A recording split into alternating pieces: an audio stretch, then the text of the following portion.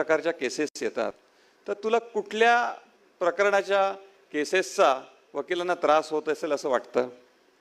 इतरांचं माहीत नाही, पण मला वैयक्तिक मुलांच्या कस्टडीच्या भांडणाचा खूप त्रास होतो. आईवडिलांच्या अहम भावनेत बिचारी मुलं काही दोष नसताना भरडली जातात. परत सगळ्या प्रकरणात त्यांचा असा स्वतःचा व्हॉइस नसतो. आता हाच जो आवाज आहे मुलांचा, तो आवाज बनून आले स्वप्नील मुळे आणि त्यांची कविता आहे सजा. स्वप्नील मुळे.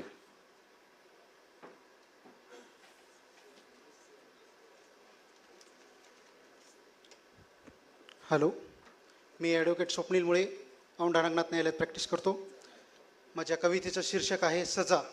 कौटुंबिक प्रकरणामध्ये मुलांची व्यथा या कौटुंबिक प्रकरणामधील मुलांची व्यथा या कवितेच्या याच्यातून मांडण्याचा प्रयत्न केलेला आहे. तर कवितेचं शीर्षक आहे सजा. लहान मूल काय भावना व्यक्त करते आपल्या मातापित्यांकडे. खेळण्याचं वय माझं, खेळण्याचं वय माझं कोर्ट कचेरीत गेलं. खेळण्याचं वय माझं कोर्ट कचेरीत गेलं. सांगा माझ्या जन्मदात्यांनो माझं बालपण कुणी हिरावून नेलं.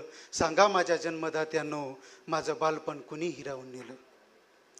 कुटुंबाच्या कलहात ससे होलपट कशाला आमची. कुटुंबाच्या कलहात ससे होलपट कशाला आमची. आमच्या भविष्याची जबाबदारी नव्हती दोघांची का तुमची.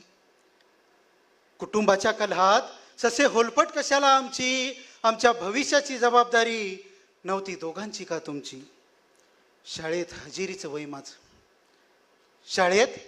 शाळेत हजेरीचं वय माझं तुमच्या कोर्ट हजेरीत गेलं.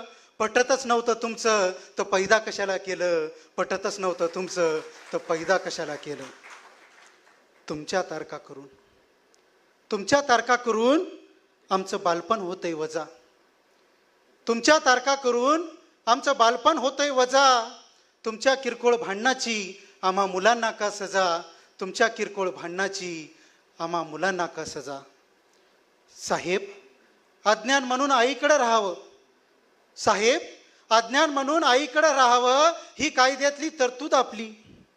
साहेब अज्ञान म्हणून आईकडे राहावं ही कायद्यातली तरतूद आपली. पण मुलांसाठी एक व्हावं ही जबाबदारी नाही का यांची. पण मुलांसाठी एक व्हावं ही जबाबदारी नाही का यांची. हे जन्मदात्यांनो नका करू ही जीवनाची दुर्दशा. हे जन्मदात्यांनो नका करू ही जीवनाची दुर्दशा. एकमेकांना समजून घेऊन मुलांना द्या ममतेची दिशा. एकमेकांना समजून घेऊन मुलांना द्या ममतेची दिशा. मुलांना द्या ममतेची दिशा. धन्यवाद. खूपच छान संदेश यांनी दिला आहे. असं म्हणतात की तुमचा अनुभव जितका समृद्ध तितकी तुमची लेखणी ही शक्तिशाली असते. पण प्रत्येक वेळी कागदावर अनुभव नसून तिथे असते मनाची कल्पना भरारी. होय, अगदीच खरं आहे. महाकाव्य महाभारत हे काल्पनिक, तरी त्यातील प्रत्येक पात्र हे प्रत्यक्ष व्यक्ती आहे असं वाटतं. आणि आज शेकडो वर्षांनी देखील ही पात्र कुणाला ना कुणाला त्यांच्याविषयी लिहायला प्रेरणा देत आहेत. खरंय. इरावती कर्वे, दुर्गा भागवत, शिवाजी सावंत, इंदिरा संत अशी किती किती नावं घेऊ मी.